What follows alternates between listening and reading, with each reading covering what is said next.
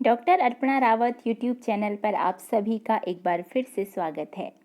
आज का यह वीडियो कक्षा 10 के लिए है और इस वीडियो में हम समझेंगे सूर्यकांत त्रिपाठी निराला जी की कविता उत्साह का भावार्थ और फिर इसके प्रश्नों के उत्तर।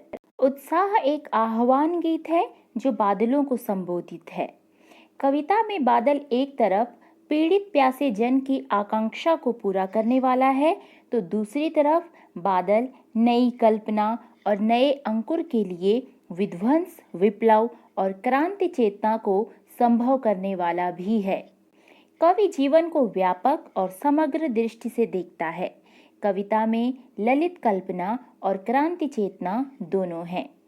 सामाजिक क्रांति या बदलाव में साहित्य की भूमिका महत्वपूर्ण होती है। निराला इसे नवजीवन और नूतन कविता के संदर्भों में देखते हैं। कविता प्रारंभ करते हैं। बादल गरजो, घेर घेर घोर गगन धाराधर ओ, ललित ललित काले घुंघराले, बाल कल्पना कैसे पाले, विद्युत छवि उर्मे कवि नवजीवन वाले, वज्र छिपा नूतन कविता फिर भर दो, बादल गरजो। कवि बादलों को संबोधित करते हुए कहते हैं, बादल गरजो, घेर घेर घोर गगन धाराधर ओ। घोर कहा जाता है भयंकर के लिए। कवि ने कहा है, हे बादल, आकाश को घेर घेर कर खूब गरजो, भयंकर रूप से गरजो। धाराधर ओ, हे बादल, ललित ललित काले घुंघराले। हे बादल, तुम बहुत सुंदर हो। तुम ऐसे हो जैसे काले घुंघराले बाल होते हैं। तुम बालों की तरह काले घुंघराले हो। बाल कल्पना से कैसे पाले। हे बादल, तुम जैसे बच्चे की कल्पना का विस्तार असीम होता है, बच्चे की कल्पना के विस्तार के समान तुम भी क्षितिज पर फैले हुए हो। तुम्हारा विस्तार भी असीम है, दूर तक फैला हुआ है, जिसकी कोई सीमा नहीं है। विद्युत छवि उर्मे कवि नवजीवन वाले। कवि बादलों को कवि के रूप में कहते हैं कि तुम्हारे हृदय में बिजली की चमक है। विद्युत छवि उर्मे, उर हृदय, तुम्हारे हृदय में बिजली की चमक है। जैसे बादल वर्षा से सभी को नया जीवन प्रदान करते हैं।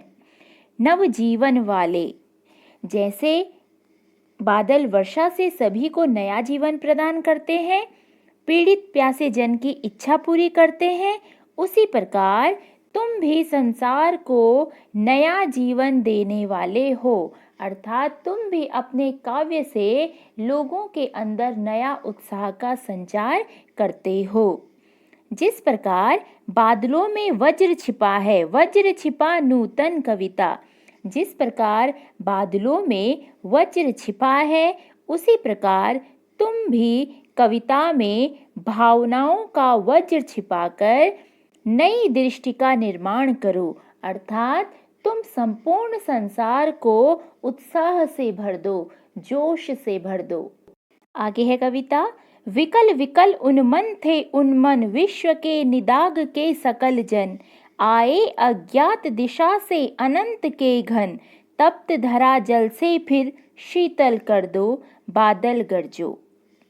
कवि बादलों को संबोधित करते हुए कहते हैं कि विकल विकल उन्मन थे उन्मन। चारों ओर वातावरण में विकल, बेचैन, बेचैनी थी। उन्मन थे उन्मन, संसार के सभी लोग गर्मी के कारण बेचैन और उदास थे, अनमने से थे। विश्व के निदाग के सकल जन, निदाग गर्मी, सकल सारे, जन लोग, विश्व के सारे लोग गर्मी से बेचैन और उदास थे। आए अज्ञात दिशा से अनंत के घन, तप्त धरा जल से फिर शीतल कर दो, बादल गरजो। कवि बादलों को संबोधित करते हुए कहते हैं कि हे अनजान दिशा से आए हुए आकाश के बादल। आकाश में अनजान दिशा से जो बादल आए हैं उनको संबोधित करते हुए कवि कहते हैं, हे बादल, तप्त धरा जल से फिर शीतल कर दो। जलती हुई तप्त जलती धरा पृथ्वी, जलती हुई धरती को फिर से अपने जल से शीतल कर दो। लोग गर्मी से परेशान हैं तो तुम ऐसा करो कि अपने जल से इस गर्मी से उनको निजात दिलाओ और उन्हें शीतलता प्रदान करो। हे बादल तुम गरजो। साथ ही कवि ने इस कविता के माध्यम से अन्य साहित्यकारों को भी आह्वान किया है कि वे अपनी रचनाएं इस प्रकार से लिखें जिससे जो संपूर्ण जगत है, जो संपूर्ण संसार है, उसके लोगों में उत्साह का संचार हो। वे लोग उत्साह से भर जाएं और अपने जीवन में कुछ नया कार्य करने के लिए प्रेरित हों। अब है इसके प्रश्न। पहला प्रश्न है, कवि बादल से फुहार, रिमझिम या बरसने के स्थान पर गरजने के लिए कहता है, क्यों? इसका उत्तर है, सूर्यकांत त्रिपाठी निराला जी एक क्रांतिकारी कवि थे और वे समाज में बदलाव लाना चाहते थे। गरजना शब्द क्रांति और बदलाव का प्रतीक है। वे लोगों को जगाने के लिए बादलों से फुहार, रिमझिम या बरसने के स्थान पर गरजने के लिए कहते हैं। प्रश्न 2 है, कविता का शीर्षक उत्साह क्यों रखा गया है? इसका उत्तर है, बादल भयंकर गर्जना के साथ जब बरसते हैं तो धरती के प्राणियों में एक नई ऊर्जा का संचार होता है। लोगों का मन जोश और उत्साह से भर जाता है। कवि बादलों के माध्यम से लोगों में उत्साह का सृजन करना चाहते हैं।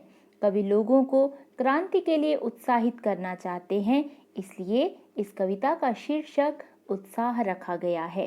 प्रश्न 3 है, कविता में बादल किन किन अर्थों की ओर संकेत करता है? इसका उत्तर है, इस कविता में बादल निम्नलिखित अर्थों की ओर संकेत करता है।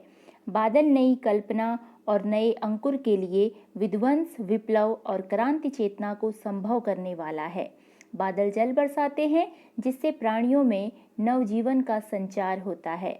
बादल तपती गर्मी से बेहाल लोगों की प्यास बुझाकर उनको एक नए उत्साह और उमंग से भर देता है। बादल गर्जना से लोगों में क्रांतिकारी चेतना जगाता है। प्रश्न संख्या 4 है, शब्दों का ऐसा प्रयोग जिससे कविता में किसी खास भाव या दृश्य में ध्वन्यात्मक प्रभाव पैदा हो, नाद सौंदर्य कहलाता है। उत्साह कविता में ऐसे कौन से शब्द हैं जिनमें नाद सौंदर्य मौजूद है? छांट कर लिखें। इसका उत्तर है, उत्साह कविता में निम्नलिखित पंक्तियों में नाद सौंदर्य दिखाई देता है। घेर घेर घोर गगन धाराधर ओ, ललित ललित काले घुंघराले बाल कल्पना के से पाले, विद्युत छवि उर्मे, विकल विकल उन्मन थे उन्मन। तो ये था कविता उत्साह का भावार्थ और उसके प्रश्नों के उत्तर। पाठ से संबंधित किसी भी जानकारी के लिए आप मुझे कमेंट बॉक्स में लिख सकते हैं। आप सभी का हार्दिक धन्यवाद।